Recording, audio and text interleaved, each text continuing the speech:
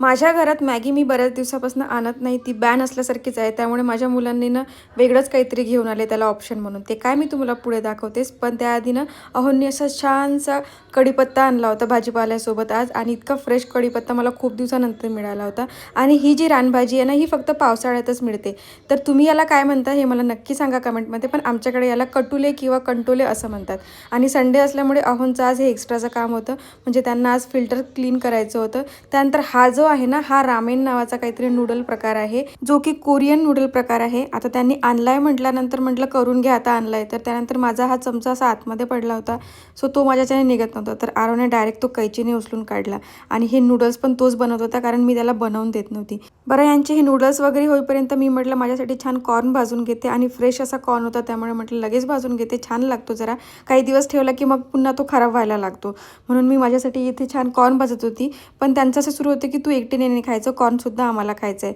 मी म्हटले मी तुझे नूडल्स खाणार नाही आहेत, तर तुम्ही माझं कॉर्न खाऊ नका. पण नाही, त्यांना कॉर्न पण हवा होता आणि नूडल्स तर ते ऑब्व्हियसली खाणारच होते. त्यानंतर मग मी असं छान त्याला भाजून घेतलं आणि नेहमीप्रमाणे आपलं छान असं लिंबू मीठ वगैरे चोळून मस्त खायला घेतलं. आणि तोपर्यंत त्यांचे नूडल्स खाऊन झाले होते आणि माहीचा असा काहीसा अवतार होऊन गेला होता. त्यानंतर मी छान कॉर्न घेतले आणि मग माहीने त्याला असे तुटलेले जोडून बघण्याचा प्रयत्न केला, पण ते कधी जुळणार नाही हे तिला माहीत नव्हतं.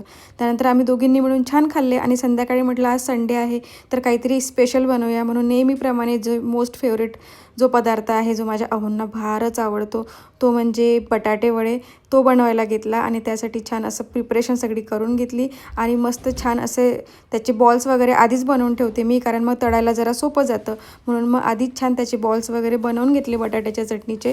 आणि त्यानंतर मग ते छान तळायला घेतले. आणि सोबत असा छानसा रस्सा पण बनवला होता, कारण मुलांना आणि यांनासुद्धा रस्स्यामध्ये टाकून छान खायला आवडतात.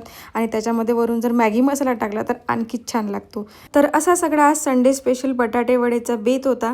आणि सगळे तळून घेतल्यानंतर मग आम्ही सगळ्यांनी छान एन्जॉय केले. आणि सगळ्यात शेवटी आईस्क्रीम वगैरे खाल्ली आणि असा गोड संपला आजचा दिवस. चला तर भेटूया पुन्हा. Bye bye.